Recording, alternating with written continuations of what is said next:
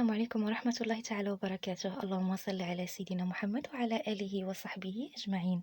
مرحبا بكم على قناة هواة وأفكار لمولاة الدار، وعلاش لا حتى لمول الدار. بعد ما حضرت معكم كلاص سويهلة بمذاق الفستق وكلاص الدلاح بمذاق الفراولة، اليوم كذلك إن شاء الله غادي نحضر معكم اقتراح كيدخل في إطار الآيس كريم المنزلي الاقتصادي الطبيعي المحضر بالفواكه المتوفرة بكثرة وبثمن مناسب، واللي هو كلاص البطيخ أو سويهلة الحرشة بمذاق الفانيلا. كيجي من ألذ ما يكون بصراحة. الكودكور ديالي حتى هو راقي في الشكل كما في المذاق، وإلا جربتوه غادي تعرفوا علاش كنهضر. فخليكم معايا تعرفوا على المقادير وطريقة التحضير، ولنا لقاء في نهاية الفيديو لأنه كاينه نصائح مهمة لنجاح هذه المجموعة من المثلجات. وما تنسونيش من لايك للتشجيع فضلا وليس أمرا.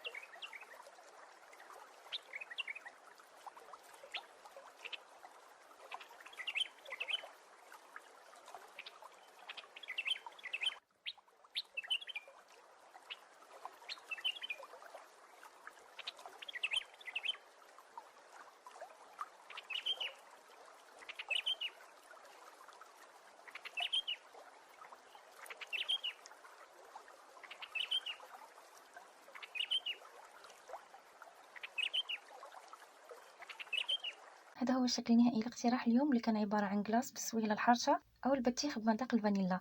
كيف ما شفتوا معايا مكوناته اقتصاديه، كيتحضر بدون حليب مركز وبدون كريمه، سهل في التحضير، كيجي رائع في الشكل كمان في المذاق. ممكن تقدموه باكثر من طريقه وتزينوه بالمتوفر عندكم. زينتو برقائق الشوكولاط مع الصوص اللي سبق وحضرته معكم في القناه. واللي مهتم بهذا النوع من الاقتراحات غادي نخلي لكم الروابط اسفل الفيديو. وما نزال ان شاء الله غادي نشارك معكم مثلجات اخرى طبيعيه بالفواكه ما كتقلش لذه وجماليه وسهوله. كل اللي عليكم هو ضغط زر الاشتراك الا كنتوا اول مره كتشوفوا القناه، ولايك للتشجيع فضلا وليس امرا.